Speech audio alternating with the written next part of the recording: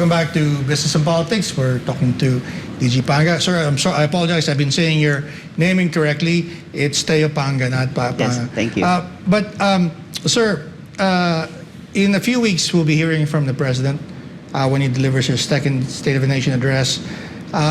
Is there anything in particular that you are really looking forward to? He mentioned a number of reforms that he wants, right? Digitalization, further easing of doing business in the Philippines, among other things, even the Maharlika Fund. Is there anything in particular among the things that he's identified that you think will be highly relevant to your work in attracting more locators to do business here in the Philippines? What are those?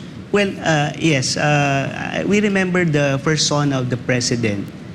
That was when he placed emphasis on the importance of the economic zones. He said that he will give his support to the economic zones to bring in productivity-enhancing investments, strategic industries. And so we hope that this will be reinforced further. Now that the EcoZone program is reinstated in the medium-term development plan, and given our huge contributions to the economy, I think this is something low-hanging as potentials for the Philippines. We've been into this for the longest time, since 1969, and PESA was created in 1995.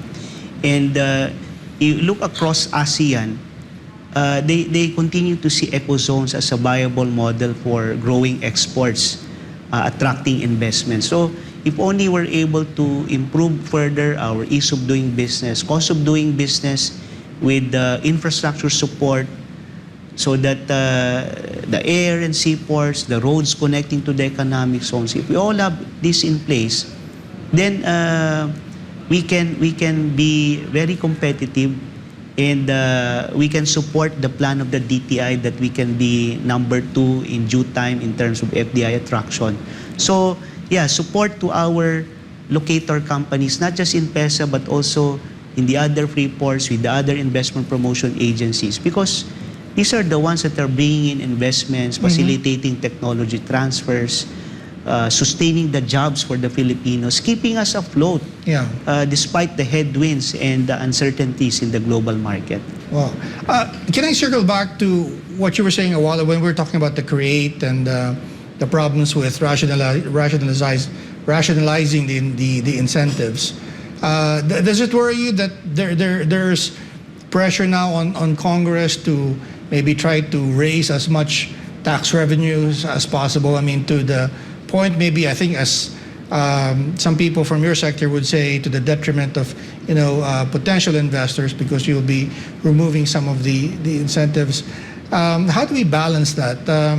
Should we maybe limit that to particular sectors that are more critical than others? In other words, be selective to some industries, or should we be thinking about this some other way?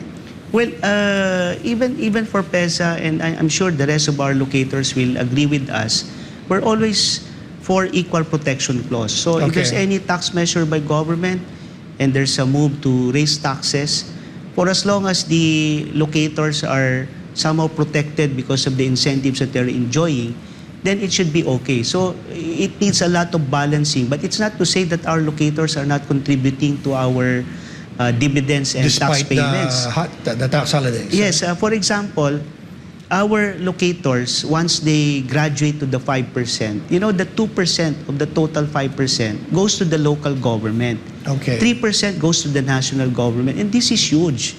We have host LGUs, like I was in Mactan recently, and I had it computed, and they're earning as much as 250 million minimum out of tax payments of the locators in Lapu-Lapu alone. Wow. If you're in Baguio, out of Texas Instruments and other locator companies, it's half $1 billion pesos, even for to the LGU. So we're a huge contributor to the local revenues, even national revenues. Even in PESA, we're not spared from paying taxes. We're not even exempt from tax payments. And we happen to be one of the big contributors to the national coffers. We're giving as much as 1 billion pesos in dividends and tax payments to the national government. And the reason why we're able to do this together with our locators' huge contributions to the economy and to tax payments, it's because we have these economic zones providing for the best ecosystem location for our investors. Right. So how do you convince them? Do they just not know these other benefits? Is it just a matter of explaining to them, or maybe are you willing to concede that maybe that we could just limit it to say, well, maybe just high tech, that's where we give the tax holidays, and maybe for others we can maybe negotiate. What's the best approach, you think? Well, the best approach really is if you can put everyone on an equal footing. Okay. And that's how incentives But do you should feel be that designed. Congress is reaching out to you sufficiently to, because I mean they may hear all of these problems that the national debt, and there's so many things that we Yes. want to spend on. Do they give you the time of day to say, hey, look, and ask you what will be the impact on your work, on PESO's work to invite locations? Yes, here? they invite us to congressional hearings, Okay. to inquiries. In fact, one key reform now in the law, in the CREATE, is out of initiative of Congress when they said they wanted to correct that Section 309, which limits the locators in PESA from doing work from home outside the economic zone. Okay. So this means a lot to our industry. But on taxes, as long as we're able to keep whole our locators because they're able to enjoy their incentives, and if they're viable with their operations, they will continue to contribute to tax payments and to other economic contributions. Are there other legislations, other policy work that you're keeping an eye on? Land use, for instance, is something that the president also talked about.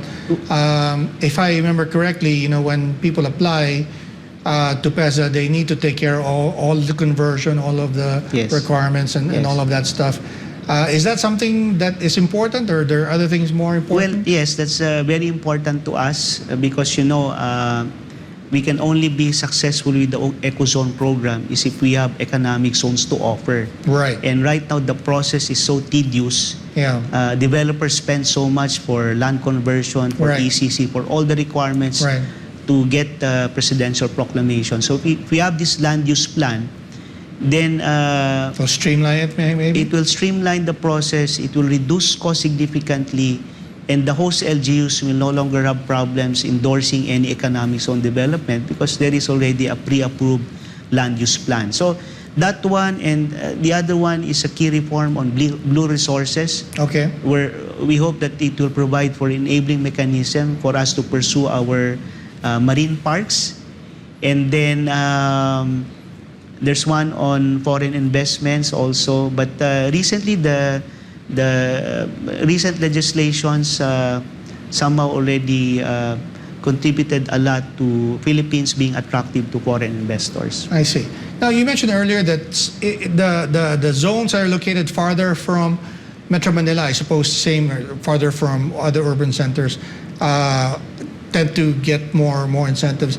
Are you looking at any particular part of the country where eco zones are more needed relative to other parts of the country? I mean, I'm sure urban centers have the opportunities already, but does Mindanao need more eco zones, for instance, or are there other parts of the country that you're looking to develop more eco zones? Yes, we're looking at eco zones being developed in rural and new growth areas. Okay.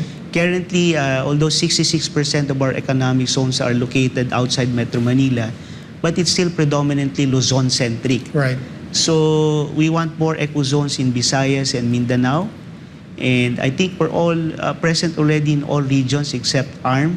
Okay. And this is where we want probably an amendment in the barn law so that we are not barred anymore from introducing eco zone development. And we're open to collaborating with them because once we bring in economic zones, we can always transfer the administration to barn once they are ready. Right. So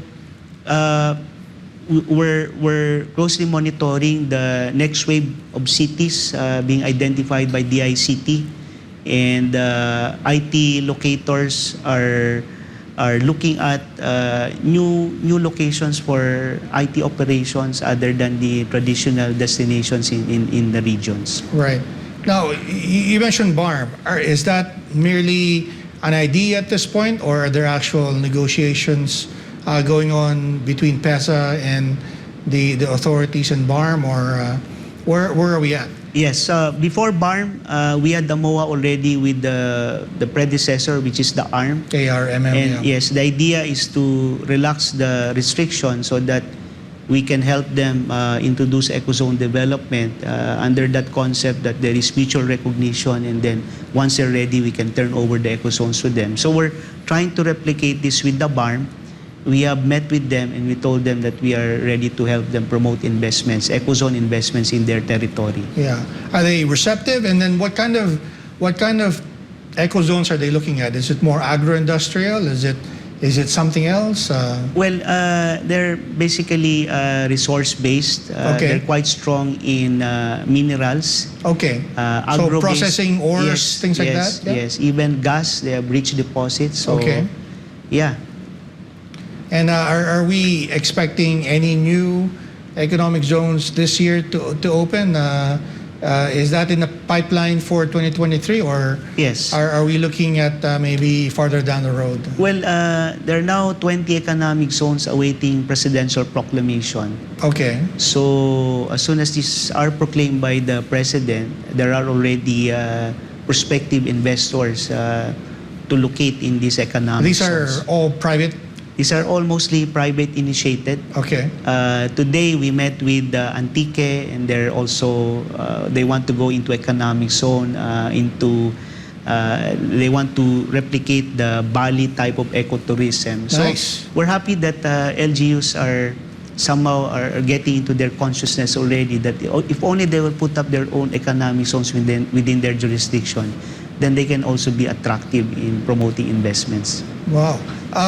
What are some of the eco zones among those 20 that you mentioned that are exciting really, or that maybe unusual for, you said that earlier that most of the eco zones we have right now are Luzon centric. Are any Yes. of those in, new ones that are waiting presidential proclamation? Are there novel ones that, would be a nice model, Okay. for the other things that you are trying to do at PESA? Yeah, right now I can think of 3, although these ones are in Luzon because these are Okay. new models. There's one in Suyu in Ilocos Sur. Okay. It's quite remote, but the idea is they want to put up renewable energy sources. Okay. So we've met with this American Taiwanese investor that has a technology for producing massive energy out of solar dish.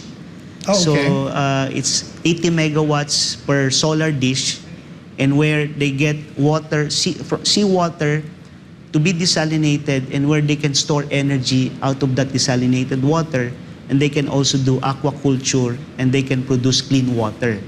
So that's one in Ilocos.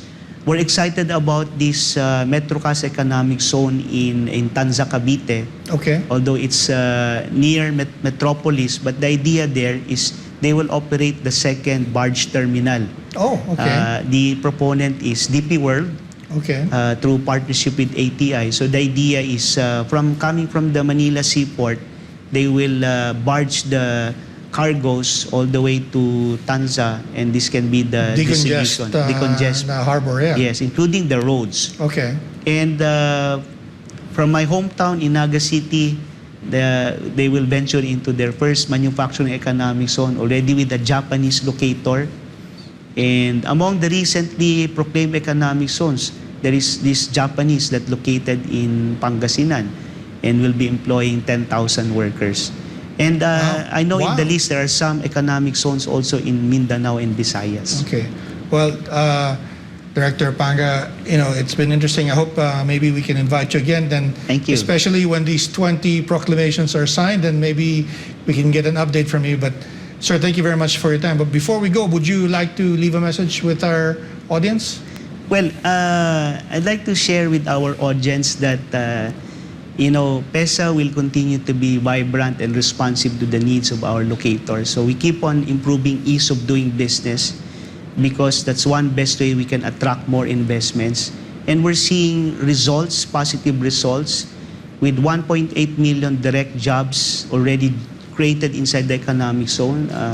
We create another 5 more for indirect employment. So there's a lot of Filipinos positively benefited by the ecosystem with the operations of the economic zones.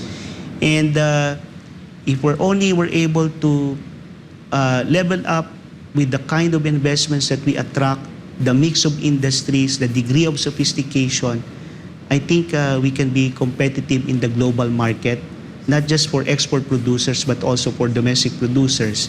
And in doing so, I think we can contribute a lot to the goal of the President with this bid to make the Philippines graduate to upper middle income economy. So I think we can be a vital part in propelling the economic growth of the country through the economic zone program. Well, DG Panga, thank you very much. I hope you are successful, because if you are, I think the Filipino people will be successful as well. I'd like to thank our viewers watching this program. Also, thank you for the viewers watching this program on the replay. I'd like to thank Pastor Apollo Kibuloy for making this program possible. This has been Business of Politics. I'm Dante Klingang, and I will see you next week.